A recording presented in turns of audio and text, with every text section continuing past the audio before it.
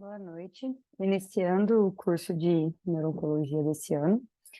Eu sou a Bruna, sou R5, de neurocirurgia do base, e hoje eu vou começar falando sobre as classificações dos tumores do sistema nervoso central da OMS, de 2016 e de 2021. De 2016 era a mais atual que tínhamos, né, até 2021. Já tivemos várias outras classificações anteriores, né? No momento a gente está na quinta classificação. Já tivemos outras quatro. A partir de 2016 foram incluídos marcadores moleculares, né? E associado à histologia, né? A estrutura, a diagnóstica estrutural. E a partir de 2021 foram ampliados esses marcadores, né? Esses biomarcadores. Ainda tem aspectos histológicos, estruturais, né? Morfológicos e imunistoquímicos também associados. Eu vou falar mais para frente também das mudanças específicas, né? Mas de novidade mais importantes, assim, novidades mais importantes foram a divisão dos gliomas em tipos adulto e infantil, combinação histológica e molecular para classificar as neoplasias gliais, surgimento, né, reconhecimento, na verdade, de novas entidades neoplásicas e revisão da nomenclatura, abolidos alguns termos como anaplásico, não se usa mais números romanos, e abolidos os termos modificadores da graduação histológica, né? Como o próprio termo anaplásico. Aqui eu trouxe essa tabela, que obviamente ninguém vai ter assim decorada, né? Mas é a classificação de 2016, que só para mostrar que ela já levava em conta marcadores moleculares, como IDH, e outros biomarcadores. Já tinha uma separação por tipos, né, também. E aqui é a de 2021, que eu vou falar mais especificamente algumas partes, mas para mostrar que foram ampliados esses termos, né, moleculares para diferenciar os tipos. Alguns tipos foram surgindo, outros foram simplificados, né, para mostrar como é grande. Então, de principais mudanças, né, a gente tem essa ampliação do uso dos marcadores moleculares, cada vez mais os nomes com relação clínico-patológica. Como não tem uma, uma padronização para a pesquisa desses parâmetros moleculares ainda, né, entre todos os tipos, então essa taxonomia é meio híbrida, dividida em tipos, e conforme os graus, né, em subtipos também, que são outras subseções da entidade, né, do grupo. A nomenclatura tende a ficar mais simples, né, usando apenas de termos anexos, assim, né, termos com significado clínico, ou então, se um termo não gerava um significado clínico só por localizar o tumor, ele não mudava, né, não gerou um novo tipo, né, então foi incorporado a um tipo prévio. Alguns nomes com importância histórica prevaleceram, tipo meduloblastoma, mais emblemático, né? Agora a graduação vai de 1 a 4, lembrando que é por números, né, algarismos arábicos mesmo, não mais algarismos romanos, e não tem mais termo anaplásico, é de 1 a 4. Os genes e proteínas seguem essas referências para categorizar, né? São comissões internacionais para dar essas nomenclaturas. Os símbolos do gene geralmente são escritos em itálico, mas os grupos não. Por exemplo, o IDH não entra em itálico. A graduação, né? É números arábicos, como eu tinha dito, são graduados dentro do mesmo tipo de tumor e conforme a história natural esperada para a doença. Ou seja, mesmo que a gente saiba que determinado tipo tumoral com uma graduação alta de repente, se, né, tem um tratamento que melhora bastante a qualidade de vida e a expectativa de vida e todo o curso, né, que seria esperado para a doença, a graduação é conforme o esperado para a doença, não baseando nos tratamentos, né? Leva em consideração critérios também moleculares e critérios histológicos para essa graduação. Os termos NAS, NEC e NEC já são utilizados também, só para exemplificar, o termo NOS, ele é quando a gente acrescenta ele, quando classifica o tumor em um tipo, mas não consegue detalhar exatamente alguma informação. Ou porque não foi realizada alguma pesquisa molecular ou alguma complementação da pesquisa histológica, né? Associada aí à pesquisa de marcadores imunohistoquímicos ou pesquisa de algum gene específico, não tem como fazer, ou porque não tem, ou porque foi tentado fazer e não deu certo. E o termo NEC é quando foi tudo certinho, mas dá um resultado muito incompatível com a clínica do paciente ou com as alterações no exame de imagem, da alteração genética, por exemplo. Às vezes vem um tumor de um grau muito baixo e, na verdade, assim, o intraoperatório parecia uma lesão mais agressiva, o paciente tem um KPS baixo, enfim. Então, fica sendo mais um diagnóstico descritivo, né, e não entra em um tipo específico da classificação. Às vezes só descreve um astrocitoma grau 4, mas incoerente com a clínica, talvez. Essa classificação de 2021 também, ela prioriza ela pretende, né, padroniza, na verdade, que o diagnóstico seja dado de forma integrada, categorizada. Ou seja, integrado, ele vai levar em consideração o aspecto morfológico, estrutural, né, então a histologia do tumor, e os aspectos moleculares de forma mais sucinta possível. E o diagnóstico categorizado, que é por camadas, né, ele vai descrevendo. Ele usa o diagnóstico integrado, que é a associação do histológico com o molecular, usa o grau, a OMS, e descreve essas características moleculares imprescindíveis que tem naquele tipo tumoral. Eu trouxe esse exemplo que tem no artigo que resume, né, a nova classificação.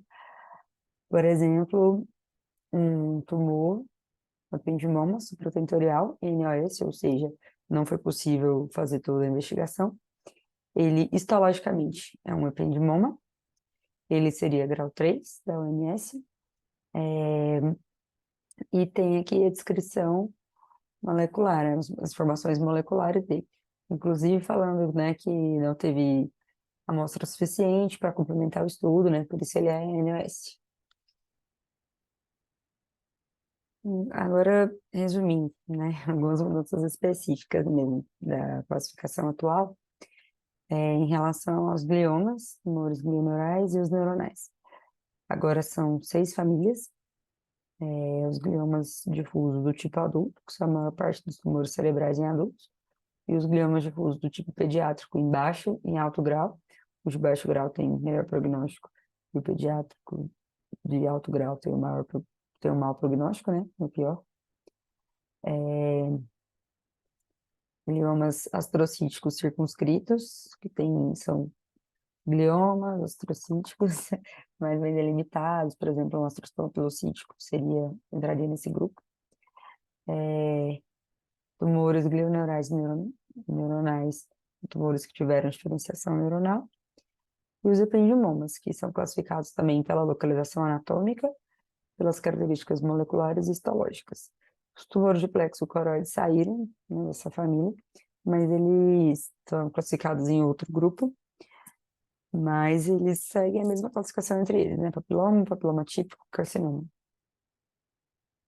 Quanto aos gliomas difusos, do tipo adulto foi reduzido de 15 para só 3 grupos, só 3 tipos.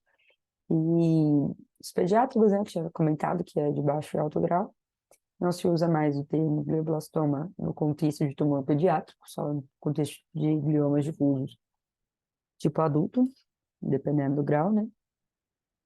E o que permitiu esse rearranjo, né, nessa classificação e até simplificar, de certa forma, a classificação dos gliomas difusos do tipo adulto, é, mais uma vez, maior detalhamento molecular e anatômico, né? Também dos tumores epidermários e dos tumores dos gliomas, de forma geral. Aqui para mostrar, né, que também a tabela do artigo que resume a nova classificação. Os gliomas do tipo adulto, difuso do tipo adulto, eles podem ser o astrostoma DH mutante, pode ser do tipo oligodendroglioma DH mutante e com codoleção P19Q, e ele pode ser um glioblastoma, que por definição é grau 4, e DH selvagem. Então, por exemplo, não existe mais glioblastoma DH mutante, já seria um astrostoma grau 4 DH mutante. Os pediátricos de baixo grau podem ser de pediátrico, tumores pediátricos de baixo grau, do tipo, do subtipo astrostoma difuso, tumores angiocêntricos, né? Tumores polimórficos de baixo grau no epitelial, enfim. E levando em consideração marcadores moleculares. Também como MAPK, no G baixo grau, no G alto grau, usando o marcador H3 e K67, H3, G34, enfim. Esses detalhes a gente vai acabar vendo ao longo do curso conforme as aulas das lesões específicas, né? A ideia aqui é só mostrar que a classificação mudou. E os ependiomomas, né? A classificação bastante extensa, que leva em consideração a localização supratentorial ou infratentorial, positividade para esses marcadores, né? Ependiomas da fossa posterior, ependiomas de espinhais, mixopapilar e os subependiomas. Em relação aos meduloblastomas, a mudança específica que teve é que os meduloblastomas, né, já eram classificados assim, do tipo WNT, SHH, grupo 3 e grupo 4. Agora o grupo 3 e o grupo 4 estão juntos nos meduloblastomas, que não são nem WNT, nem nem SHH, e o SHH dividido por enquanto em dois tipos, que é TP53 selvagem e TP53 mutante, mas tem até alguns estudos que dividem até em mais. Então, a associação entre as alterações morfológicas e o quadro clínico e molecular específico, então leva em consideração a histologia do tumor, os meduloblastomas com histologia desmoplásica nodular, entram no SHH grupo 1 e 2, o de célula gigante ou anaplásico, no SHH grupo 3 ou grupo 3 e 4, que seria nem SHH, nem WNT. E a histologia clássica, né, é o WNT, que é um diagnóstico melhor. O ideal sempre, né, somente nesse caso que nos meduloblastoma que tem essa grande divisão, é usar aquele diagnóstico integrado e categorizado, né, que eu mostrei antes aqui, né, que é falar a histologia molecular, falar o grau da MS e descrever as alterações moleculares encontradas.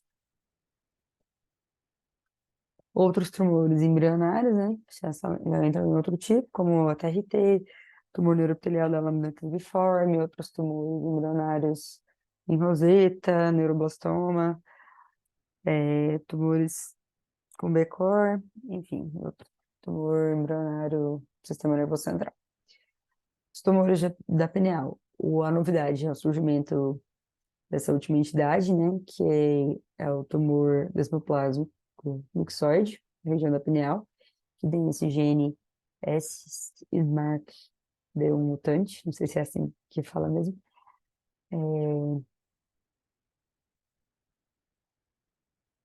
E em relação aos meningiomas, né, que são tumores muito comuns na nossa prática, eles são um único tipo, então eles são agrupados no mesmo tipo, e são 15 subtipos. Não há um marcador molecular específico que fala, esse marcador é de meningioma. Não, são vários outros marcadores que caracterizam cada um subtipo, né? E definição do grau, esses subtipos.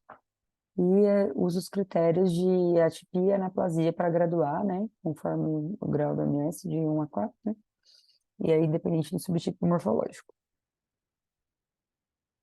As exceções são que os do tipo células clara e coroide, né, que são grau 2, mas, e com alta recidiva, e o rabdoide papilar, que são grau 3, que geralmente tem alta chance de evolução com malignidade. Quanto aos tumores mesenquimais não meningoceliais, só entram nessa classificação os tumores exclusivos do sistema nervoso central ou só os encontrados mais comumente nele. E o tumor mangiperocytoma, esse termo foi abolido, agora é chamado de tumor fibroso solitário. Quanto aos tumores de nervo, foram incluídos os paragangliomas, porque são tumores do sistema nervoso simpático e parasimpático. Surgiu uma nova entidade, que é o tumor maligno melanocítico da bainha do nervo, que histologicamente é o Chivanoma melanocítico, que é diferente do tumor maligno da bainha do nervo periférico, porque ele é um tumor maligno melanocítico. E outra entidade que surgiu foi um novo subtipo, na verdade, de neurofibroma, que seria a neoplasia neurofibromatosa de potencial biológico desconhecido, que é uma característica de NF1, né, só que com características de malignidade, mas que também não caracteriza um tumor maligno, né, um tumor maligno da bainha de nervo periférico. Quanto aos linfomas e os tumores histocíticos, também a classificação só, só abarca aí os tumores exclusivos do sistema nervoso central, que mais se encontram nele. Os outros são classificados, outros tipos de linfoma, enfim, são classificados conforme a classificação de tumores de tecidos hematopoéticos e linfóides. Em relação aos tumores da região celular, o que houve de mudança é que os craniofaringiomas foram separados, de fato, em dois tipos totalmente diferentes, né? O meningoceliomatoso e o papilar são realmente dois craniofaringiomas completamente distintos. E os adenomas têm a tendência agora de seguir um padrão de classificação de tumores endócrinos mesmo. E os tumores metastáticos, né, são separados aí entre tumores que dão metástase para o parênquima cerebral ou para parênquima da medula, e os tumores metastáticos para meninges. Essas foram as referências. Acho que o objetivo da aula era basicamente atualizar, né? E aí, ao longo do ano, a gente vai vendo especificamente sobre cada tipo e a nova classificação, né, desse tipo, para ficar mais preso aí na nossa memória. Obrigada.